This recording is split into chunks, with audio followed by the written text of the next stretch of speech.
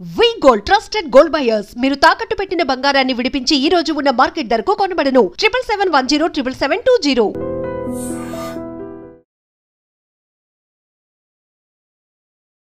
Welcome to iDream media. So జనరల్గా heart attack అంటే ఒకప్పుడు పెద్ద ఏజ్లో చూసేవాళ్ళం. ఈ మధ్య కాలంలో చాలా చిన్న వయసులోనే హార్ట్ అటాక్ అనేది చూస్తూ ఉన్నాము.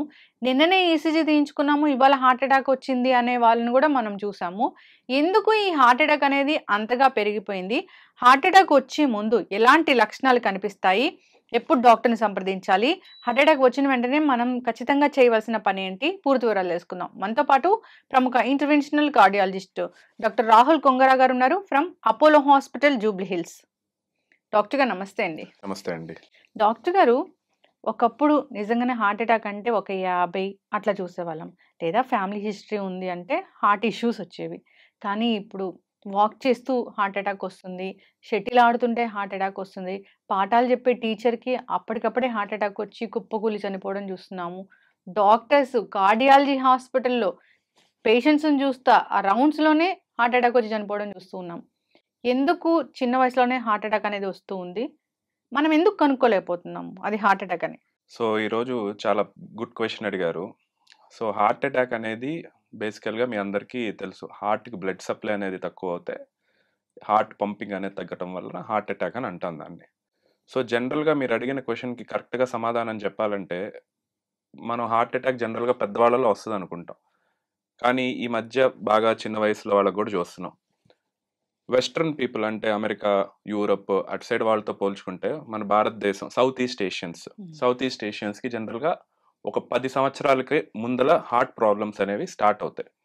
ఇది మనకి చాలా స్టడీస్, రీసెర్చ్ కూడా ప్రూవ్ చేసింది. దీని మీద అమెరికాలో కూడా ఒక మసాలా స్టడీ అని ఒక సెపరేట్ స్టడీ చేశారనమాట. మన భారతీయుల మీద పాకిస్తాన్, బంగ్లాదేశ్, శ్రీలంక, ఇలాగ మయన్మార్ ఇటు సైడ్ వాళ్ళందరి మీద స్టడీ చేసి ప్రూవ్ చేసింది ఏంటంటే, వాళ్ళ మీద మనకి 10 ఏళ్లకు ముందల హార్ట్ అటాక్ వచ్చే అవకాశం, అంటే హార్ట్ అటాక్ కాదు హార్ట్ ప్రాబ్లమ్స్ వచ్చే అవకాశం ఎక్కువ ఉందని తెలుసు.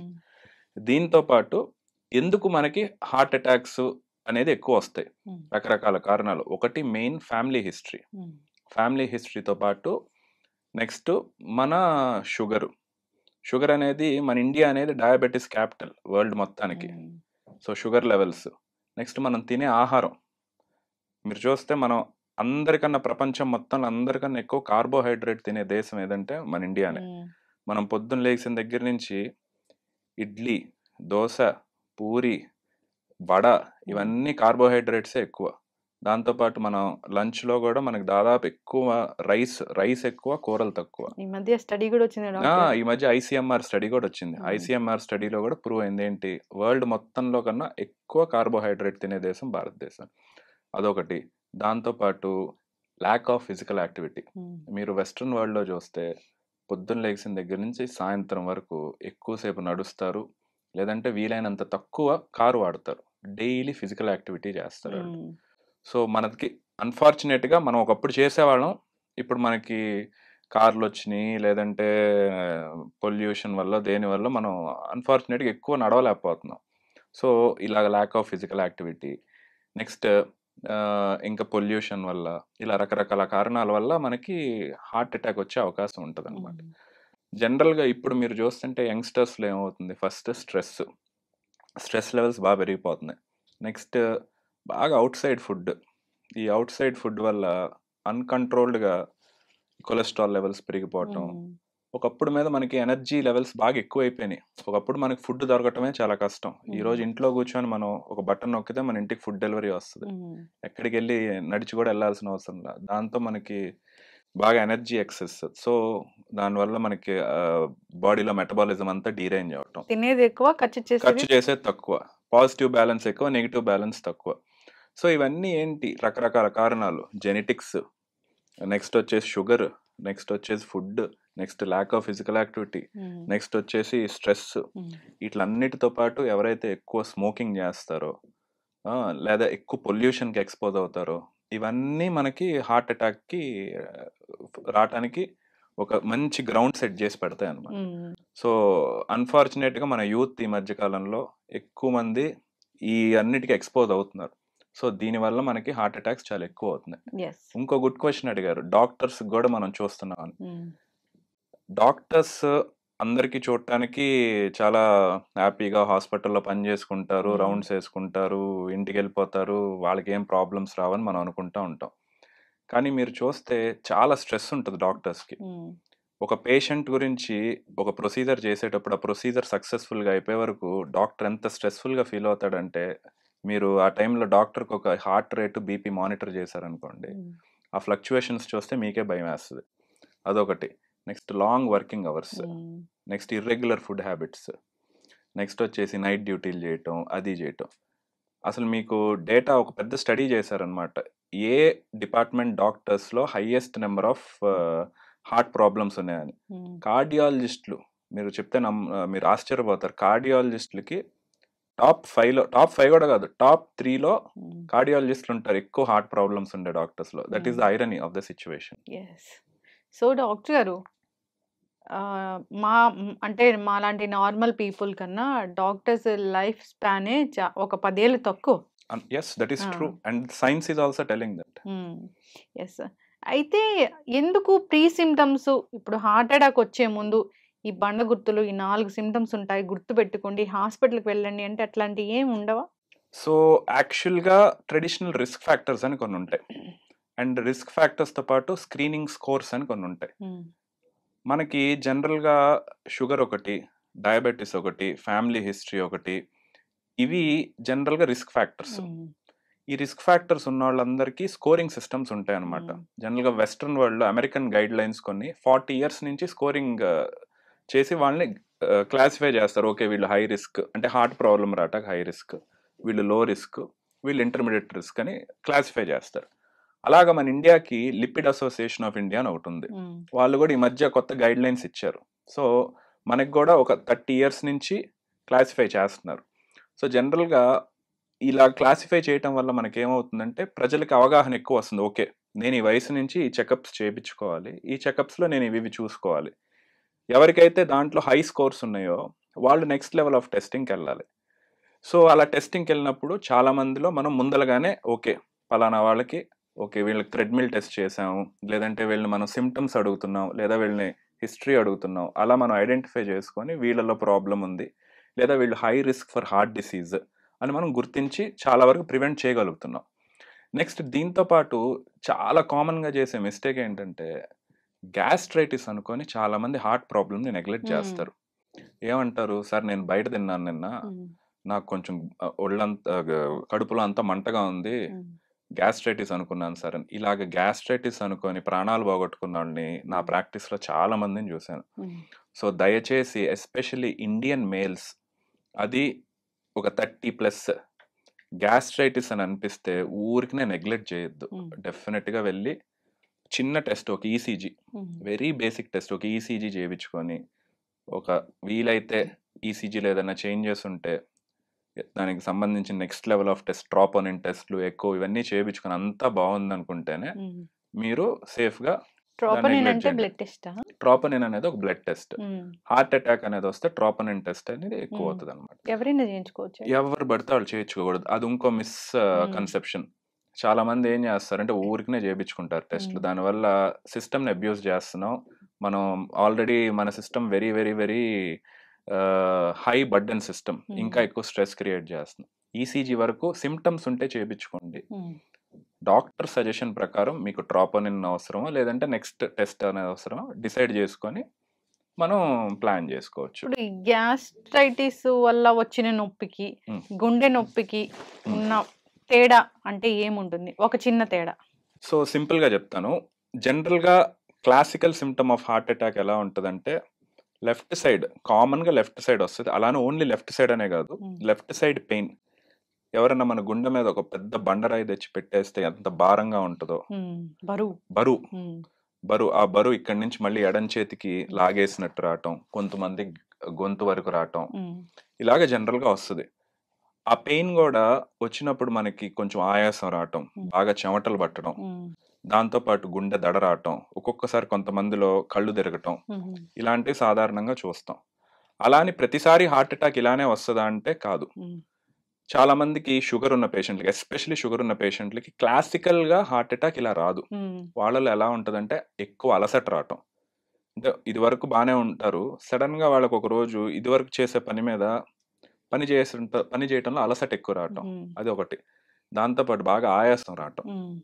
దాని తర్వాత హార్ట్ అటాక్ నెగ్లెక్ట్ చేసేస్తారు కొంతమంది. నెగ్లెక్ట్ చేసేసి హార్ట్ ఫెయిల్యూర్లోకి వెళ్తారు. నొప్పని తెలియదు కదా డాక్టర్. నొప్పని తెలియదు అన్ఫార్చునేట్ గా, ఎందుకంటే వాళ్ళకి షుగర్ ఏం చేస్తుందంటే నొప్పిని మాస్క్ చేస్తుంది. అంటే నొప్పి తెలియకుండా చేస్తుంది. నరాల ప్రాబ్లం కదా, షుగర్ వస్తే ఏమవుతుంది, నరాలు డ్యామేజ్ అవుతాయి.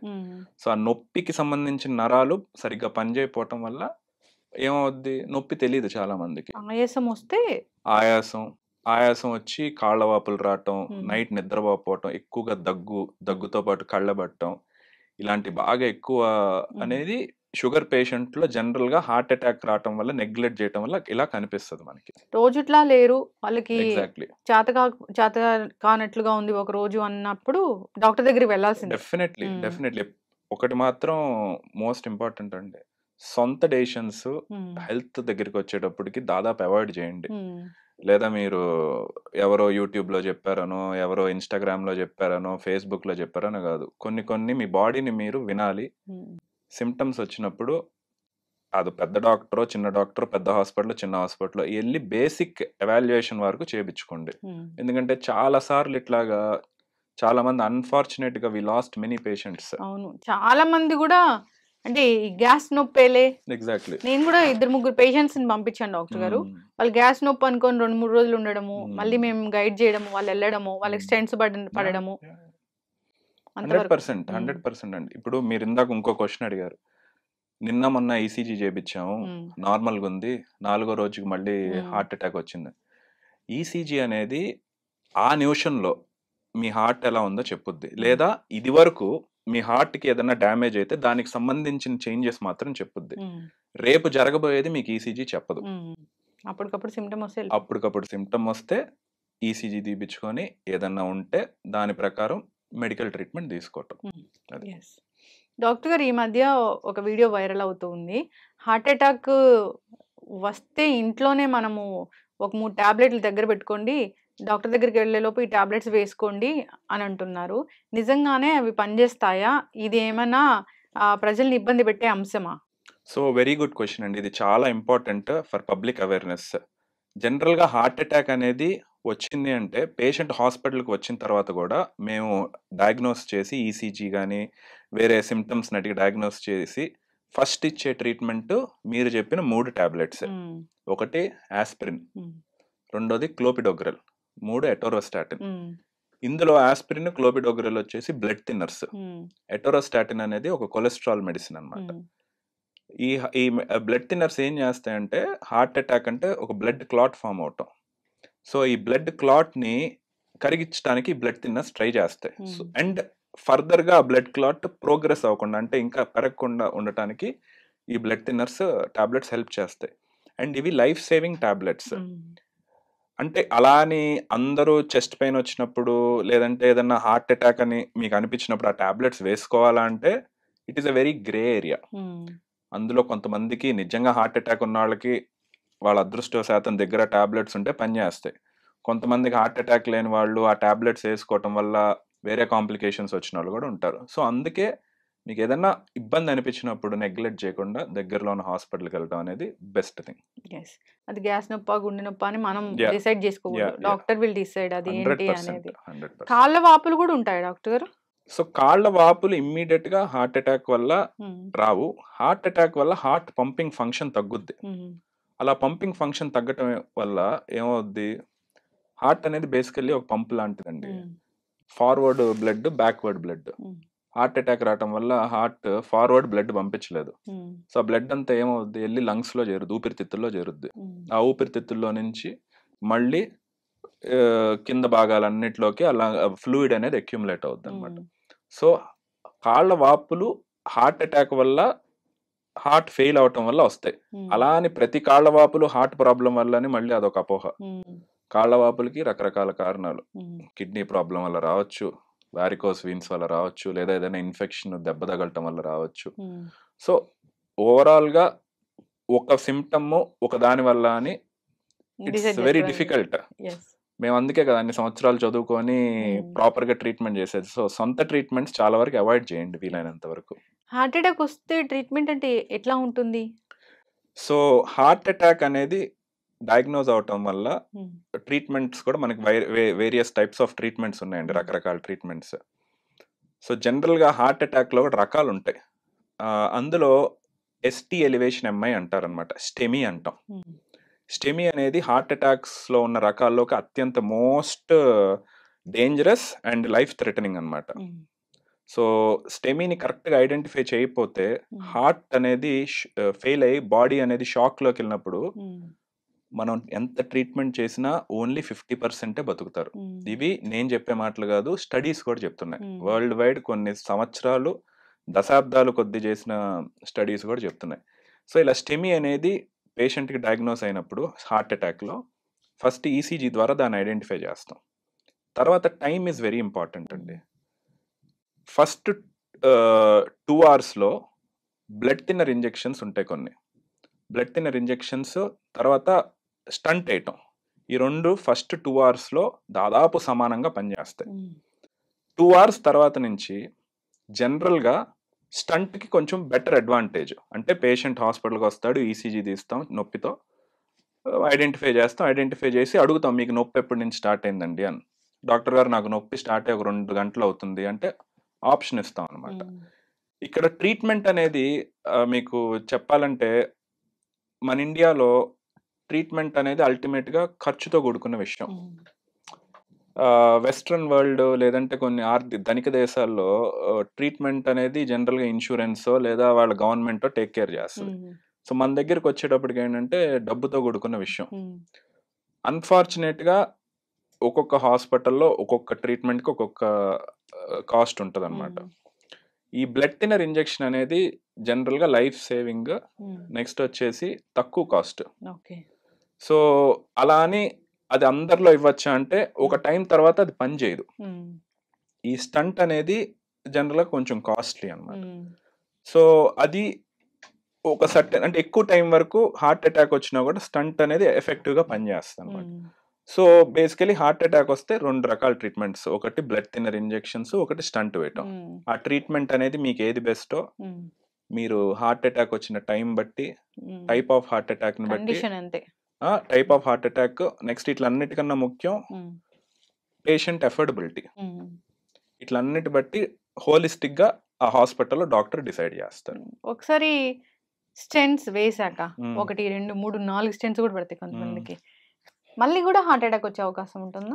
సో మీరు ఒకటి గుర్తుపెట్టుకోవాల్సింది ఏంటంటే హార్ట్ అటాక్ ఒక్కసారి ఒక పేషెంట్కి వస్తే మళ్ళీ హార్ట్ అటాక్ రాదు అని అనుకోవటం అనేది ఒక పెద్ద అపోహ.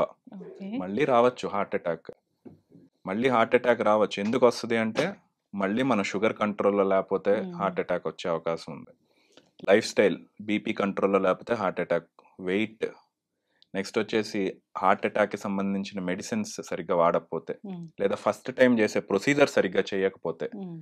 సో ఇవన్నీ ఉన్నా కూడా కొన్నిసార్లు ఎందుకు వస్తాయి కూడా తెలియదు. సో హార్ట్ అటాక్ వచ్చినా కూడా మళ్ళీ వచ్చే అవకాశం ఉంది. నార్మల్ పేషెంట్స్ కన్నా వాళ్ళల్లో మళ్ళీ వచ్చే అవకాశం ఒక 5 to 10% ఎక్కువ. బ్లడ్ థిన్నర్స్ ఇస్తారు కదా డాక్టర్ గారు వాళ్ళకి? బ్లడ్ థిన్నర్స్ ఇస్తారండి. బ్లడ్ థిన్నర్స్ ఇచ్చినా కూడా కొన్నిసార్లు ఈ వేరే పారామీటర్స్, మన బీపీ కానీ, షుగర్ కానీ, లైఫ్ స్టైల్ కానీ, అసలు మోస్ట్ ఇంపార్టెంట్ స్మోకింగ్. చాలా మంది స్టంట్ చేసుకున్నాను, నాకు హార్ట్ అటాక్ వచ్చింది, స్టంట్ చేసుకున్నాను, నేను ఇంకా నాకేం కాదని మందులు సరిగ్గా వాడరు. మళ్ళీ they will go back to their old self, smoking చేస్తారు, ఫుడ్ కంట్రోల్ ఉండదు, షుగర్ కంట్రోల్ ఉండదు. అప్పుడు మేము కూడా పెద్ద చేసేది ఏం లేదు. చక్కగా చెప్పారు డాక్టర్ గారు. డాక్టర్ గారు ఎవరికైనా కానీ హార్ట్ అటాక్ రాకూడదు అంటే ఏమైనా ఒక ఇంజెక్షన్ ఉంటుందా? ఎప్పటికీ హార్ట్ అటాక్ రాకూడదు అనడానికి, లేదా హార్ట్ అటాక్ వస్తుందో రాదో తెలుసుకోవడానికి ఏమైనా టెస్ట్ ఉంటుందా? So good question. Heart attack రాకుండా ఉండటానికి ఇంజెక్షన్ అనేది ఇప్పటి వరకు లేదు. అండ్ దాని గురించి కొంతమంది పరిశోధకులు they are doing some studies, but it's a very distant dream.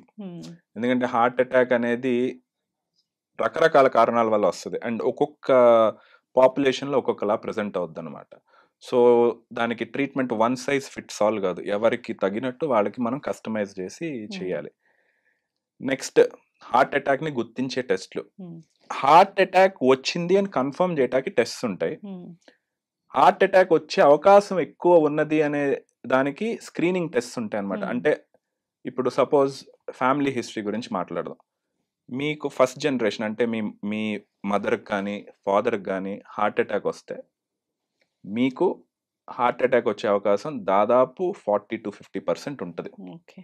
And next వాళ్ళకి సపోజ్ ఒక 60 ఏళ్లలో హార్ట్ అటాక్ వస్తే మీకు 50 ఏళ్ల లోపు వచ్చే అవకాశం ఉంటుంది. అలానే 100% వస్తుంది అని కాదు, వచ్చే అవకాశం ఉంది. నెక్స్ట్ వచ్చేసి ఫ్యామిలీ హిస్టరీ గురించి మాట్లాడాం. నెక్స్ట్ ఈ స్క్రీనింగ్ టెస్ట్ ఒక వయసు దాటిన తర్వాత, వెస్ట్రన్ వరల్డ్ అయితే 40 అని చెప్తారు. నా దృష్టిలో అయితే అది వాళ్ళకి అప్లికబుల్ అవుతుంది. మన వాళ్ళు 30 years నుంచే మొదలు పెట్టాలి. సంవత్సరానికి ఒక్కసారన్నా cholesterol test, okay, next sugar test, next వీలైతే అక్కడ సిచ్యువేషన్ బట్టి ఒక థ్రెడ్మిల్ టెస్ట్ కానీ, వీటిలో ఏదైనా అబ్నార్మాలిటీస్ ఉంటే పేషెంట్కి అవసరం పడితే డాక్టర్ సజెషన్ ప్రకారం అవసరమైతే సిటీ కొరోనరీ యాంజియోగ్రామ్ లేదా next level of test coronary angiogram లాంటి. సిటీ కొరోనరీ యాంజియోగ్రామ్ డాక్టర్ చెప్పకుండా కూడా మేము చేయించుకోవచ్చా? సో ఇది చాలా కాంట్రవర్షియల్ టాపిక్. చాలా సెంటర్స్ బయట ఆఫర్ చేస్తున్నారు ప్యాకేజెస్ లో సిటీ కొరోనరీ యాంజియోగ్రామ్ లేదంటే సిటీ కాల్షియం స్కోరింగ్ అని. కొన్ని ఇండికేషన్స్ అయితే ఉన్నాయండి, అంటే గైడ్ లైన్స్ ప్రకారం లేదంటే స్కోరింగ్ సిస్టమ్స్ ప్రకారం. సో దానివల్ల వాళ్ళు చేస్తున్నారు. బట్ బెటర్ నన్ను అడిగితే with doctors suggestion you have to do. మనకి దీన్ని we are lucky in a way and we are unlucky in a way. మనకి హెల్త్ సిస్టమ్ అనేది మనకి చాలా యాక్సెసిబుల్. సో మనం ఏ టెస్ట్ కావాలన్నా వెంటనే చేయించుకోవచ్చు, లేదా డాక్టర్ని కలవాలన్నా వెంటనే కలవచ్చు, హాస్పిటల్కి వెళ్ళాలన్నా వెంటనే వెళ్ళొచ్చు. సో దీంతో ఏమవుద్ది, మనం అవసరం ఉన్నా లేకపోయినా కూడా మనం చాలా ఎక్కువ టెస్టులు చేయించుకుంటాం. డిసడ్వాంటేజ్ ఏంటంటే దీనివల్ల అనవసరమైన టెస్టులు ఎక్కువ చేపిస్తున్నాం, ఫాల్స్ పాజిటివ్స్. డాక్టర్ గారు ఏమవుతుంది టెస్ట్ చేయించుకుంటే? అంటే టెస్ట్ చేయించుకుంటే తెలుస్తుంది కదా. ఇప్పుడు సిటీ కొరోనరీ యాంజియో అయినా అదేదో ఒకలాంటి డై ఇచ్చి చేస్తారు అని అంటారు. అంటే అది చేయించుకుంటే ఒక 5 years వరకు రాదంటగా. సో అది చేయించుకున్న తర్వాత 5 years తర్వాత రాదు అనేది కొంతవరకు కరెక్టే, నేను దాన్ని కాదన్ను. కాకపోతే ఆ టెస్ట్ చేయించుకోవడానికి మీకు రేడియేషన్ ఇవ్వాలి, ఓకే. నెక్స్ట్ వచ్చేసి బాడీలోకి డై ఇవ్వాలి. నెక్స్ట్ వచ్చేసి అన్నెసరీ పానిక్ క్రియేట్ చేస్తుంది. వీటన్నిటికన్నా మోస్ట్ ఇంపార్టెంట్ పానిక్. ఇప్పుడు మీకు బ్లడ్ లో ఒక 20% 30% బ్లాక్ అనేది మీ బ్లడ్ వెజల్స్ లో సిటీ కొరోనరీ యాంజియోగ్రామ్ అని చెప్పింది. ఇంకా మీకు మైండ్ లో అదే ఉంటది, ఓకే. మీకు మైండ్ లో అదిగా డిప్రెస్ అవుతారు, దానివల్ల మీరు ఓవర్ గా మందులు వాడాల్సి వస్తుంది. నెక్స్ట్ వచ్చేసి యాంగ్జైటీ లెవెల్స్ పెరిగిపోతాయి. సో అందుకని I'm not completely against, but at the same time I don't want to support it excessively. అంటే ఇట్ షుడ్ బి జుడిషియల్.